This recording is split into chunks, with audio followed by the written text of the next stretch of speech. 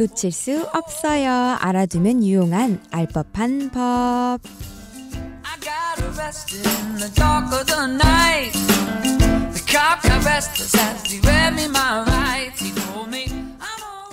안녕하세요. 갑자기 쌀쌀해진 수요일에 돌아왔습니다.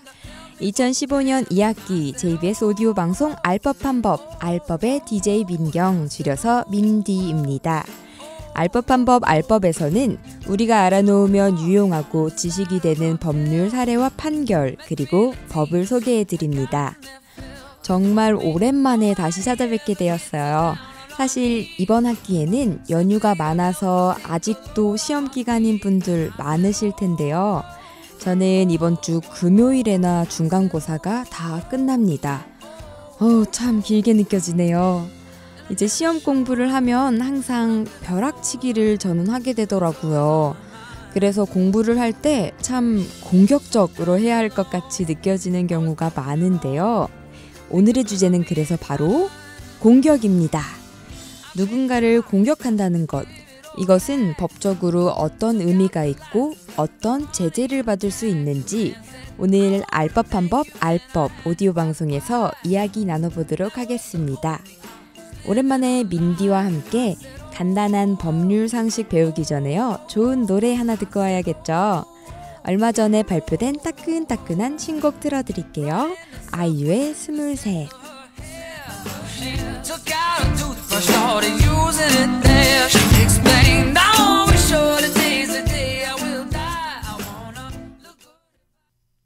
The same taste of force and the same taste of books. They won't make us a perfect band. 최근 40대 남성 A씨는 자신의 블로그에 지방선거는 지방토우들의 경연장이라는 글과 기초의원 으쓰면 뭐해, 국민 혈세만 먹어 등의 제목으로 세 차례에 걸쳐 특정 군의회 의원 예비후원을 비방하는 글을 게재한 혐의로 불구속 기소되었습니다. JBS 김민경이었습니다.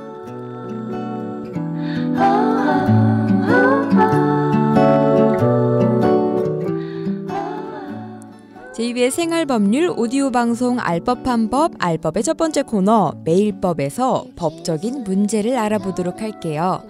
40대 남성이 특정 의원 예비후보를 비방하는 글을 게재하였습니다. 이때 공직선거법을 봐야 하는데요. 공직선거법이란 당선되게 하거나 되지 못하게 할 목적으로 연설, 방송, 신문, 통신, 잡지, 벽보, 선전문서 등의 방법으로 공연히 사실을 적시하여 후보자 등을 비방하는 자는 3년 이하의 징역 또는 500만 원 이하의 벌금에 처하도록 합니다. 근데 이 남성은 사실 개인의 블로그에 글을 올렸고 벌금형을 받았거든요. 그렇다면 블로그는 순수한 사적인 개인 공간으로 보기가 어려워진 걸까요? 재판부는 블로그를 친목도모의 형태, 인맥관리 형태 및 1인 미디어 형태에 이르기까지 매우 다양한 형태로 나타나기에 순수한 개인 공간으로 보기 어렵다고 언급했습니다. 아무래도 블로그의 실제 이용 형태나 불특정 다수에게 접근 가능한 점을 비추어서 이런 법원의 판결이 나타난 것 같아요. 저는 사실 중학교 때부터 페이스북을 했거든요. 그랬는데 나중에 들은 얘기가 미국은 기업에 입사하면 상사들이 신입사원들의 페이스북을 통해 그 사람의 사생활을 보고 그 사람이 적격한 사람인지 아닌지 판단하는 경우도 많다고 하더라고요.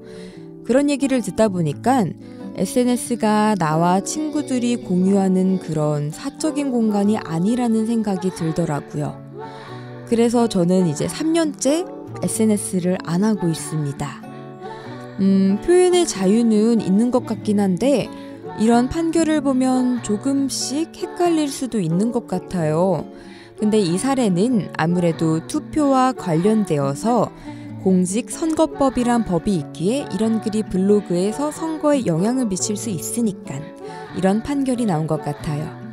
그래도 우리 시립대인 여러분들은 법적으로 심판받게 되는 글들은 인터넷이 아닌 본인의 일기장에 쓰는 것이 훨씬 더 현명할 것 같아요. 다음으로는 위너의 공허에 틀어드릴게요.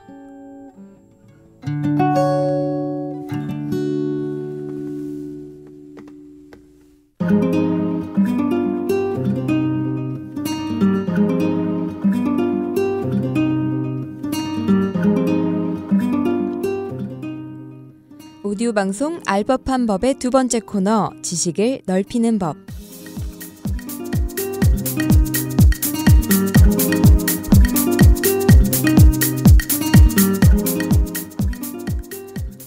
미국의 38대 대통령 제너럴 포드는 스카우트 원칙을 배운 덕분에 나는 보다 훌륭한 운동선수, 해군 장교, 하원 의원이 될 수 있었으며 대통령직을 맡을 준비 또한 잘 되어 있었다고 주저없이 말할 수 있다라고 말했습니다. 이만큼 미국 사회에서는 보이스카우트는 굉장히 중요한 단체로 여겨지는데요. 뉴저지주에서 8살부터 보이스카우트 대원으로 활동해온 제임스 데일은 20살이 되었을 때 보이스카우트 연맹으로부터 회원 자격을 박탈당했습니다. 그 이유는 바로 그가 동성애자라는 것 때문이었습니다. 그는 대학 생활을 하면서 동성애자의 권익단체에 적극 관여하기 시작했습니다.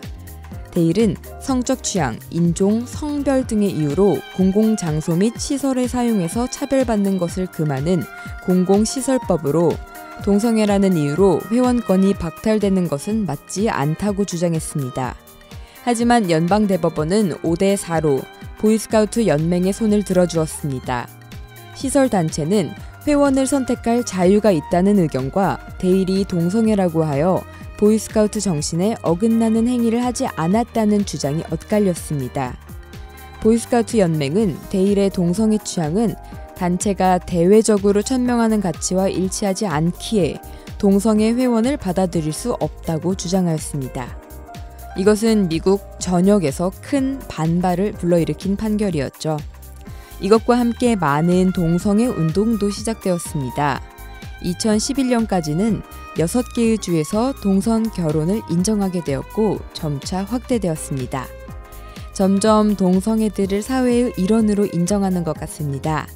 앞으로 보이스카우트 연맹의 움직임이 궁금해지네요. 다음으로는 플로라이다의 GDFR 듣고 올게요.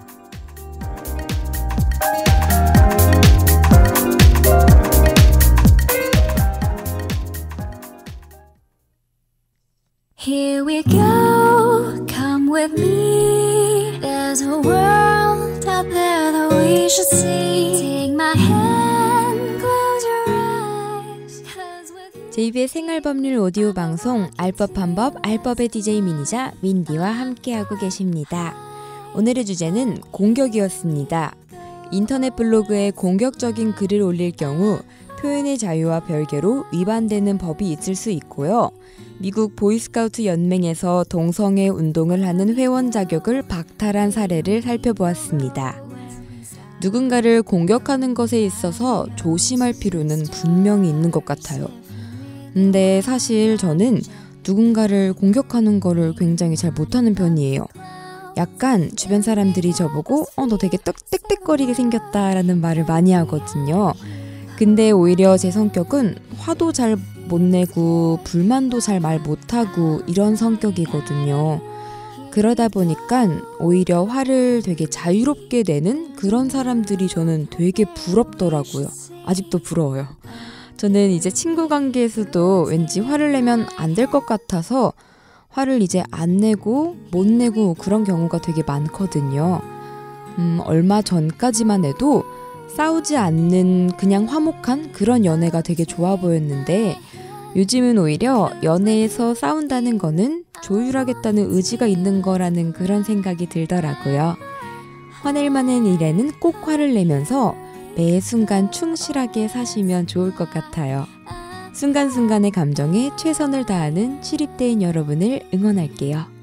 오늘 알법은 여기에서 마치겠습니다. 사랑합니다. 행복하세요. 지금까지 기술의 박민우, 제작과 진행의 김민경이었습니다.